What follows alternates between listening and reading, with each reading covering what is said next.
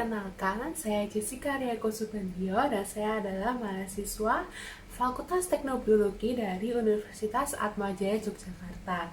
Dan pada kesempatan kali ini saya akan membacakan atau memberikan laporan hasil praktikum mata kuliah Fisiologi Tumbuhan dengan judul acara Pertumbuhan.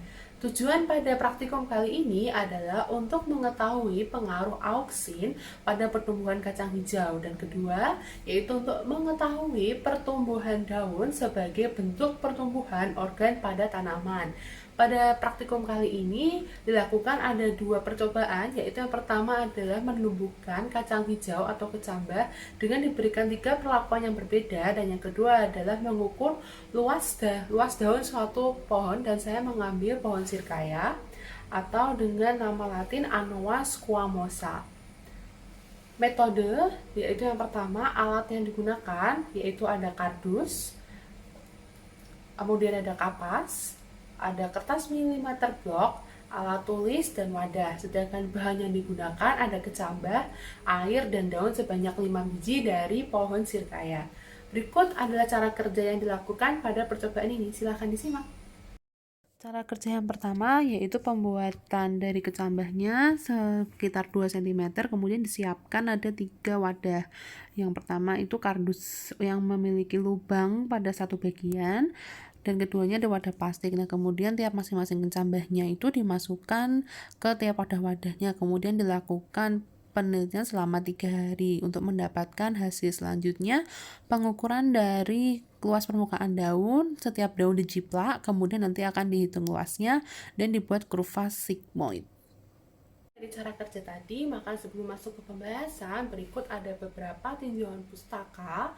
Teori menurut Nursianti tahun 2011 bahwa cahaya itu memiliki peran yang sangat besar bagi tumbuhan, terutama dalam kegiatan fisiologis, seperti ada fotosintesis, respirasi, pertumbuhan serta pembungaan, pembukaan dan penutupan stomata, perkecambahan, dan pertumbuhan tanaman.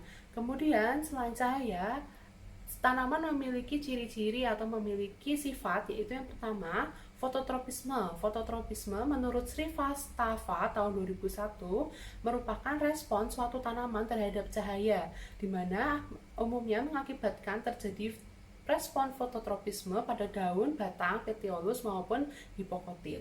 Kemudian selain fitofototropisme, ada juga etiolasi, yaitu menurut Buntoro dan kawan-kawan tahun 2014 bahwa etiolasi dipengaruhi oleh hormon yang ada dalam tanaman, yaitu auksin, di mana ketika tanaman berada pada lingkungan yang cahayanya kurang, maka tanaman akan mengalami etiolasi, yaitu terjadi pemanjangan batang yang lebih tinggi daripada tanaman yang biasanya. Kemudian ada luas daun. Menurut Itzna Arsyah dan Agustin tahun 2018, jadi luas daun itu salah satu indikator untuk mengukur pertumbuhan vegetatif, di mana dapat luas daun ini dihitung secara manual, yaitu menggunakan milimeter blok. Terakhir yaitu ada kurva sigmoid, yaitu menurut Titrosomo tahun 1999 bahwa kurva sigmoid itu adalah suatu kurva yang mencirikan pola pertumbuhan tanaman, di mana kurva akan tetap, tetapi ketika ada penyimpangan atau ada penurunan, maka itu dianggap sebagai akibat atau variasi dari lingkungan. Berikut melakukan teori, selanjutnya adalah pembahasan. Jadi tadi secara cara kerja ada 3 perlakuan yang dilakukan.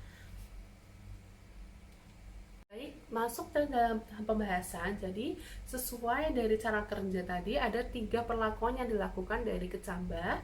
Setelah itu ada melakukan perhitungan dari luas daun. Yang pertama, pertumbuhan kecambah dahulu. Yang pertama, membahas tentang kecambah yang langsung ditanam di bawah sinar matahari. Berikut merupakan hasilnya. Jadi terlihat bahwa kecambah memiliki ciri-ciri, yaitu daunnya berwarna hijau, kemudian batangnya berwarna gelap atau terlihat berwarna ungu, dan ukurannya atau tingginya masih cukup pendek.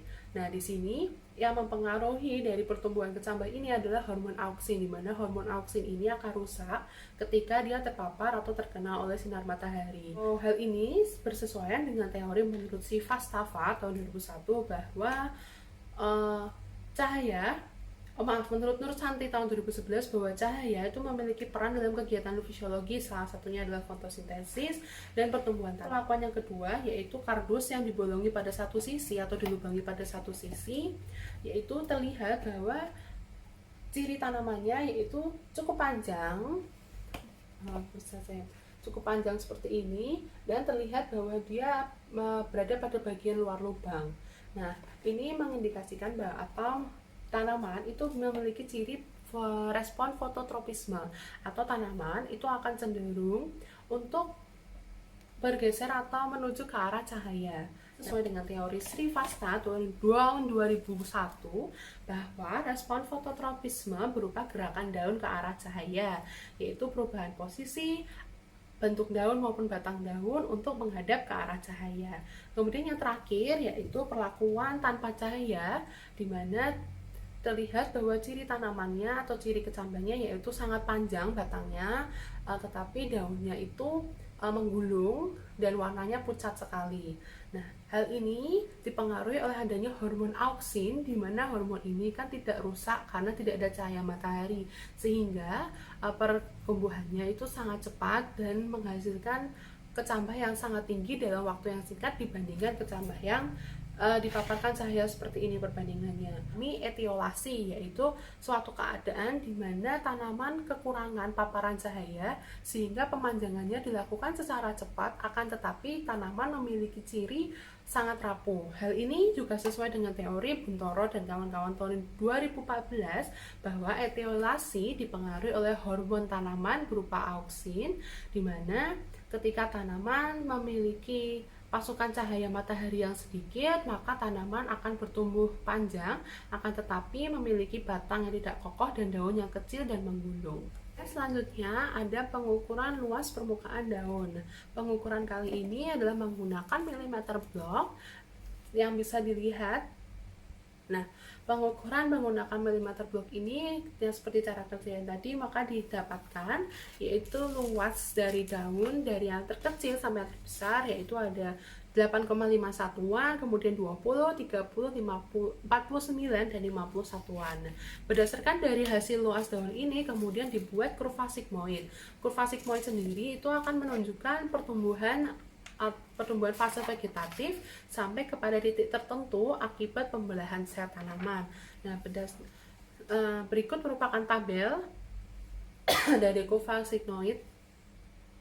Berdasarkan dari tabel tersebut dapat dilihat bahwa titik-titiknya menunjukkan peningkatan atau kenaikan. Nah, fase tiap titik ini disebut dengan fase logaritmik, yaitu artinya fasenya bertambahnya ukuran tanaman. Tidak ditemukan fase linear maupun fase senesin pada grafik ini, sehingga dapat disimpulkan sementara bahwa kurva atau pertumbuhan pada tanaman ini yaitu fase logaritmik semua, dan ukuran tanaman terus bertambah. Hal ini sesuai dengan teori menurut Titrosomo tahun 1999 bahwa kurva sigmoid itu adalah bentuk atau semua tanaman itu kurang lebih adalah lurus atau meningkat. Apabila ada penurunan atau penyimpangan, itu akan dianggap sebagai variasi-variasi di dalam lingkungan. Kemudian juga menurut Gardner dan kawan-kawan tahun 2008 bahwa kurva sigmoid itu merupakan kurva yang mencirikan pola pertumbuhan dari tanaman. Masuk ke dalam kesimpulan. Jadi kesimpulan dari praktikum pada kali ini yaitu acara tentang pertumbuhan, yaitu bahwa hormon auksin merupakan hormon pertumbuhan yang merangsang dari pertumbuhan suatu tumbuhan, di mana sifatnya adalah rusak ketika terpapar oleh cahaya matahari. Yang kedua yaitu pertumbuhan daun itu mengindikasikan dari pertumbuhan organ pada tanaman, sehingga semakin besar pertumbuhan daun maka juga akan semakin berurutan pertumbuhan organ atau pertumbuhan tumbuhan itu sendiri.